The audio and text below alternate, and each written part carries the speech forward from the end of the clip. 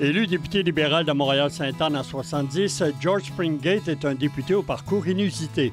Policier à la Ville de Montréal, joueur de football des Alouettes, diplômé en droit et en psychologie.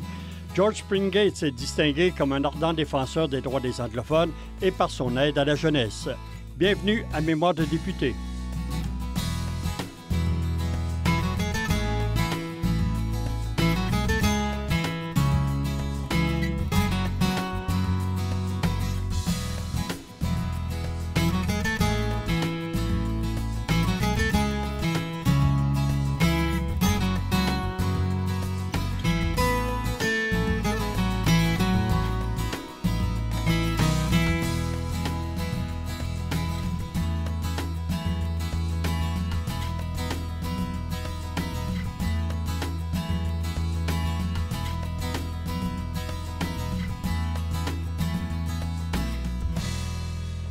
Bonjour, M. Springate. Bonjour. C'est la loi 22 proclamant le français langue officielle et qui a causé, vous m'en parlez, beaucoup de tumultes dans le Parti libéral. Complètement. Premièrement, j'ai lu notre programme, si vous voulez, qu'on n'était pas présenté, puis je n'ai pas trouvé nulle part une mention du Bill 22 ou quelque chose comme ça. Ça, c'est la première des choses. Si j'aurais vu ça, je n'aurais pas été candidat. J'aurais dit non, je n'accepte pas ça, moi. Mais ce n'était pas le cas. Et il y avait une colère, enragement, si vous voulez, dans les gens que je représente. Anglophones minoritaires, pas simplement les anglophones, mais il ne faut pas oublier aussi que 80% de mon comté est francophone. Puis eux, ils savaient qu'il fallait que leurs enfants deviennent bilingues. Si leurs enfants ne sont pas bilingues, ils vont aller où dans la vie? Et eux, ils croyaient, et moi je le disais fort, que le Bill 22 va vous empêcher tout ça. Et moi, j'ai emmené une campagne tout partout dans la province du Québec. J'ai promené, j'ai voté contre en première lecture, deuxième lecture et troisième lecture. Qu'est-ce qui s'est arrivé? En première lecture, il y avait Glenn Brown, Ken Farmer, et je pense Harry Blank et d'autres qui ont voté contre. Deuxième lecture, un peu moins. La troisième lecture, il y a John Chiacha et moi. Okay. Comme ça, j'ai payé un prix pour ça. Qu'est-ce qui s'est arrivé? C'est que 30 minutes après le vote en troisième lecture, c'est Robert Bourassa qui me téléphone et dit « George, je n'ai pas de choix. Tu vas être expulsé du parti. » Puis il me dit Victor Goldblum et Bill Tetley, deux ministres, ils étaient dans mon bureau, puis il faut faire quelque chose avec Springate. Comme ça, il dit, George, tu vas être expulsé. Je te le dis. Là. Puis là, il dit, qu'est-ce que tu vas faire? Il me pose cette question. J'ai dit, Bob, je vais prendre 5 semaines, c'est la fin du mois de juillet, je prends 5 semaines de vacances. L'école commence la deuxième semaine au mois de septembre, puis... OK. Puis là, Bob me dit, donnez-moi 7 semaines. Okay. Il dit, vous allez dire quoi quand quelqu'un vous demande pourquoi que vous avez voté contre? Bien, moi, je lui dis, il y a un ancien député britannique qui avait comme slogan « Conscience, Constituents Party ». Il faut voter selon votre conscience. Puis ça, en réalité, c'est ça que j'ai fait, puis c'est ça que je vais dire. Deuxièmement, j'ai voté comme mes électeurs de comté voulaient, puis de parti, ben, c'était troisième, puis je n'ai même pas pensé à ça. Okay. Edmund Burke, son nom. Okay. Il dit, parfait. 7 semaines plus tard, George, il y aura un caucus dans 2 jours, je veux que vous soyez là. On va discuter de votre cas. All right? Et celle de Tchatcha. Comme ça, je rentre, puis Louis-Philippe Lacroix, main à main, notre whip, puis je rentre comme ça, les gens, qu'est-ce qui se passe, là? Il y a quelque chose qui joue, là. Okay. Puis Robert Bourassa, il rentre, puis il dit, ce soir, il y a une réunion du Conseil supérieur du parti, puis ils vont me demander qu'est-ce qu'on fait avec Springate, puis c'est quoi notre consensus ici? Les 4 premiers se lèvent, Blank et d'autres, il va être réintégré, puis les autres, ils vont passer au bat. Pas de problème avec ça. Puis là, Bourassa va dire quoi, lui, à son conseil supérieur? Il se lève, puis il a dit ceci. Je vais dire, et les membres de notre conseil supérieur, que le consensus de notre caucus, c'est que George Springate soit réintégré, puis il virait de bord, puis s'en aller. Cette semaine. Mais lui et moi, on s'entendait très bien. C'était pas toujours la même chose avec vos collègues députés.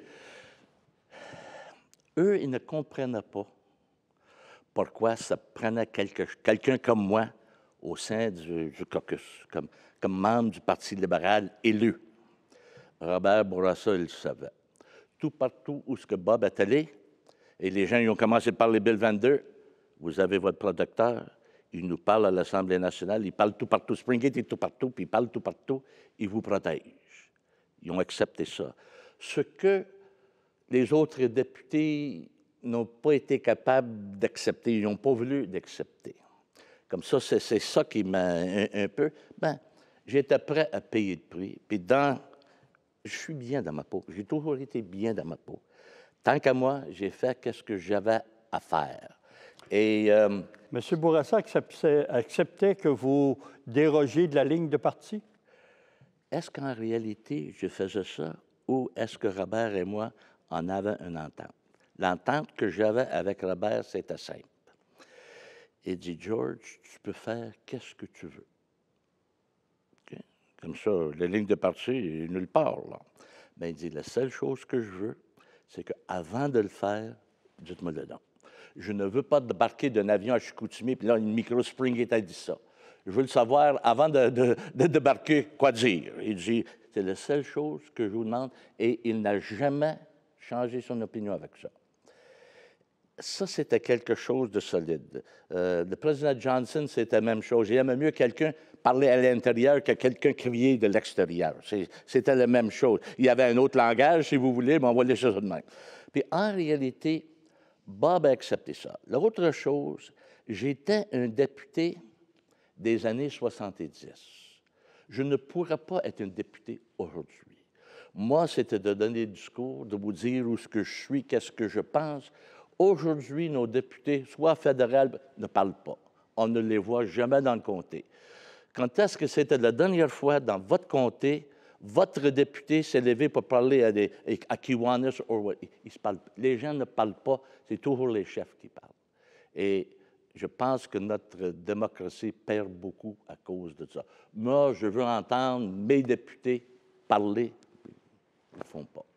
Au sein de la députation libérale, est-ce que vous vous considériez le principal défenseur de la communauté anglophone au Québec? Oui, sans exception.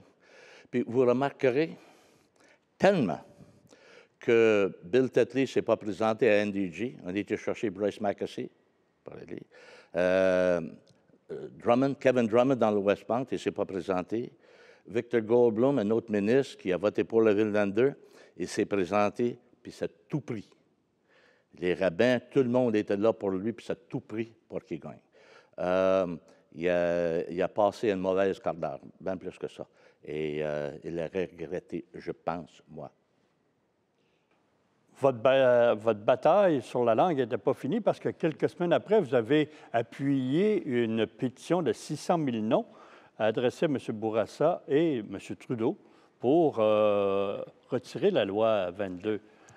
C'était pas pour aider ça avec vos collègues? Non. Comment que il y avait nommé John Robertson de CFCF et moi. John Robertson était en vacances, puis moi, j'ai eu ces 3 heures par jour de tribune de open line, comment ils appellent ça, pour 2 semaines. Puis dans 2 semaines, nous, on a travaillé. Puis pour ramasser 600 000 noms, là, c'est du travail. Bien, on l'a fait, puis je l'ai présenté ici. C'était pour démontrer que ce n'était pas George Springate qui parlait là. J'avais des gens qui m'appuyaient, puis on a trouvé que ils sont allés trop loin, en réalité. Il faut vivre ensemble. Là. Puis pour avoir un paix linguistique, c'est pas facile. Là. Est-ce que vous étiez bien accepté par vos collègues députés libéraux et autant à l'Assemblée nationale, dans les caucus, que dans les activités du parti? Comment que je pourrais vous répondre à ça? Premièrement, je peux vous mettre des gens à l'aise très facilement. Moi, OK. Moi, je n'ai jamais attaqué quelqu'un pour ses convictions.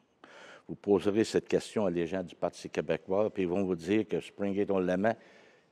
On savait qu'il était un fédéraliste, puis lui, il savait que nous étions des séparatistes. Bien, on parlait de nos convictions et jamais contre les activités morales, sociales ou quelque chose avec un autre. Ça, c'est quelque chose que... Puis, moi, j'ai trouvé dans la vie, j'aime mieux savoir vos pensées et on va agir en conséquence que... Je ne suis pas comme ça, moi. Moi, je suis droit, puis on se parle. Mais il y avait un autre atout pour moi. À un certain moment donné, les députés et des gars d'arrière-ban avaient besoin des orateurs dans leur comté. Ça m'a aidé énormément. À l'automne 76, après 3 ans, M. Bourassa décide de déclencher des élections surprises. Premièrement, est-ce que vous vouliez être candidat? Non. Premièrement, ça m'a surpris énormément qu'il ait déclenché ça tout seul, sans parler à les gars d'arrière-ban, peut-être au ministre, même pas à nous autres. Puis, après 3 ans seulement, on se demandait pourquoi, puis on ne savait pas. Et anyway, c'est ça qui s'est arrivé. Et moi, j'avais dit à Robert que je ne voulais pas me présenter de nouveau. Puis je lui avais dit ça après le Bill 22. J'ai dit, c'est pas de plaisir de faire ça. Comme ça, il me demande si j'accepterais d'être candidat à Pointe-Claire. Parce que Union nationale avait comme candidat à Pointe-Claire Bill Shaw. Bill Shaw était pour protéger, dans son propagande, les minorités. Puis Robert m'a dit, ben, si vous allez là, vous allez le battre facilement. Chaque fois qu'il va se lever, je vais faire ci, vous allez se lever, vous allez, je l'ai déjà fait. C'est comme ça que je suis. Comme ça, je vais rencontrer les 3 dirigeants du parti, de l'association du parti à Pointe-Claire. Puis eux, ils insistent qu'il y a une convention, que je gagne des nominations. Êtes-vous fou? Moi, dans 2 semaines, je ne pourrais pas ramasser des noms, des cartes. Comme ça, j'ai dit à Bob, it's over. J'ai écrit une lettre à tous les journalistes, c'est fini. Puis c'était fini. Là, 18 jours avant des élections de 76, 7h30, bang, bang, bang, à la porte. Vous ne répondez pas au téléphone? J'ai dit non. Il dit, répondez donc. Comme ça, je réponds, George, il faut que tu sois candidat dans Westmount. On va perdre Westmount. Mais j'ai dit, ça ne me tente pas, George, blablabla. Je vais vous retéléphoner à 10h30. Demandez-moi pas qui. Demandez-moi pas qui, je ne vous dirai pas, parce que ce n'est pas quelqu'un du Parti libéral. Comme ça, à 10h30, blablabla. Il dit, à 7h30, il dit, répondez donc au téléphone. Comme ça, à 10h30, je réponds. Puis j'accepte de rencontrer des dirigeants de l'île de Montréal du parti. Okay. Puis ils me disent, George, si tu te présentes, tu gagnes hautement. Même pas avoir ça va être facile. Il dit, puis il y a une réunion ce soir du conseil de l'administration, de l'Assemblée, ou whatever, de Westmount, de l'Association de Westmount. On va présenter ton nom à dernier. Puis là, on va faire du bilan des sondages. J'ai dit, all right, il y a une condition. Là, quelle sorte de condition? Bien? Tout ce que je veux, c'est que le vote soit unanime. Si sur les 22, 23 personnes qui sont là, il y a une personne qui se lève et dit non, moi, je ne serai pas candidat. Moi, je ne veux pas que je sois le candidat, puis 4 jours plus tard, quelqu'un se lève, ben moi, j'étais contre la nomination de Springate. Je dis, je ne veux pas ça. 11 ans moins quart, il me téléphone, vous êtes le candidat. 17 jours plus tard, j'ai été élu. Facilement. Ouais. Est-ce que votre dissidence sur la loi 22... m'a aidé énormément. Ah oui? Ah oui, les gens me disaient, on n'était pas pour voter libéral, on vote pour toi. C'est ça. Vous allez nous défendre. En réalité, qu'est-ce qu'un électeur cherche? Que quelqu'un défende ses opinions. Hein? Disons que j'avais une comté rurale, ben moi, j'aurais défendu les agriculteurs. Vous pouvez vous imaginer. C'est ça que j'étais pour faire. Et en réalité, c'était facile. Je savais que c'était pour être mes dernières élections. Et je savais que c'était pour être mon dernier terme aussi. Puis j'en ai presque 4 ans et demi, un petit peu plus. Et j'ai aimé l'opposition. Et j'ai appris beaucoup dans l'opposition. Et aussi, j'ai décidé d'arrêter facilement. Pourquoi? Vous aviez un comté en or. Vous prenez une vache, vous mettez un ruban rouge, puis la vache gagne avec ça. En Westmount, à l'époque, c'était ça. Et j'avais trois raisons. Premièrement, j'avais peur de devenir un politicien professionnel. 11 ans, 3 termes, c'en est assez, tant qu'à moi, pour un député. Et je rencontre les gens, à un moment donné, la seule chose qu'ils peuvent faire dans la vie, c'est d'être un politicien. À ce moment-là, la seule chose qu'ils pensent d'être réélus, au lieu de défendre leurs concitoyens, ils se protègent eux-mêmes. Et j'avais peur de faire ça. Deuxièmement, j'avais perdu la bataille. Le Bill 22, c'était une chose. Le Bill 101, c'était la hache. Okay? Puis j'ai perdu. Game over. C'est aussi simple que ça. Justement, le fait que le Parti québécois prenait le pouvoir, un parti souverainiste, indépendantiste, est-ce que ça changeait quelque chose pour vous qui étiez dans l'opposition? Que j'étais dans l'opposition, non. Qu'est-ce qui a changé notre monde le soir-là? N'oubliez pas, le matin, on était 102. Le soir, on était à 23. Okay?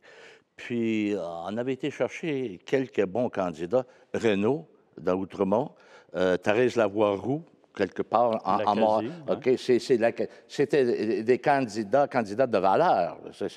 Puis, nous avons perdu. C'était difficile dans le caucus d'accepter qu'à un moment donné, qu'est-ce qu'ils étaient pour faire? Les relations avec le Canada, nous, les fédéralistes, ils étaient pour nous donner quoi, etc. Eux, on n'avait pas de réponse, mais heureusement, eux autres non plus. Eux autres, ils ne savaient pas quoi faire. Là. Une fois élus, c'était de bisbille aussi dans leur parti. En 76-77, première année du gouvernement Lévesque, c'est le grand débat sur la loi 101, la Charte de la langue française. Là, vous êtes reparti en guerre sur toutes les tribunes. Oui. C'était pire que le Bill 22. Excessivement pire. Et en réalité, j'ai pensé là, et j'y pense encore, qu'une des choses qu'il voulait faire, c'est de faire disparaître le monde anglophone de la province du Québec. Il était pour prendre quelques années, une cinquantaine d'années, mais puis là, on est quoi, 36, 37 ans? Puis je vais vous expliquer qu'est-ce qui s'est arrivé depuis. Comme ça, nous, dans le Parti libéral du Québec, est-ce qu'on vote pour ou est-ce qu'on vote contre le Bill 101? Moi, dès le début, j'ai dit, moi, je vote contre. Comme ça, Michel Gradon et d'autres, ben, il faut, j'ai dit, je vote contre, puis ça finit là.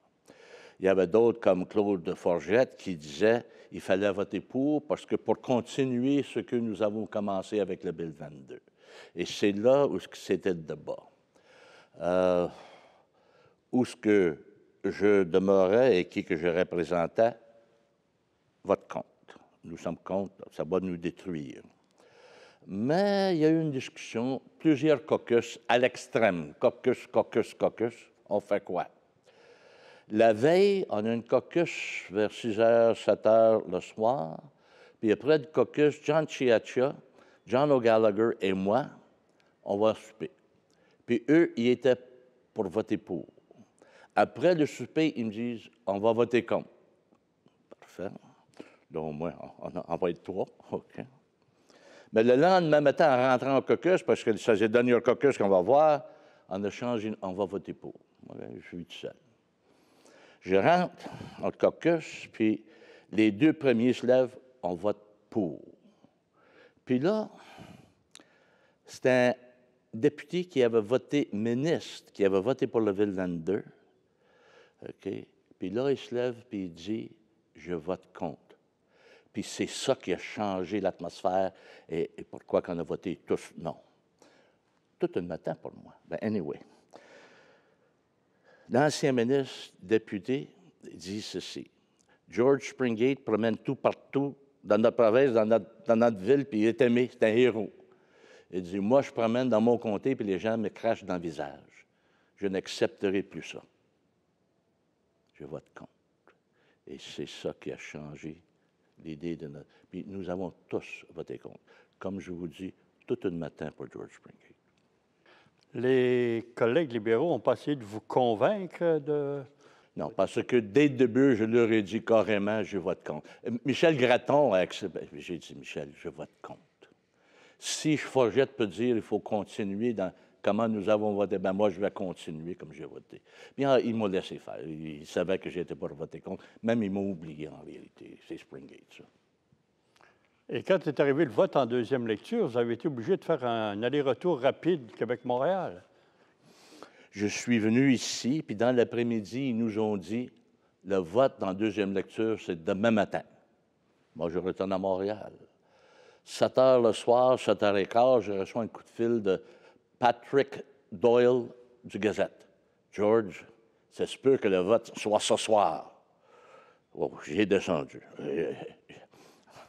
Je volais, on va dire que je... Puis j'arrive ici, puis là, Patrick m'attendait, il dit, George, il vient de dire que ça va être demain matin. Ben, merci, Patrick. Parce qu'il ne fallait pas que je perde, que j'oublie ce vote-là ou manque ce vote-là. Puis c'est Patrick Doyle qui m'a sauvé.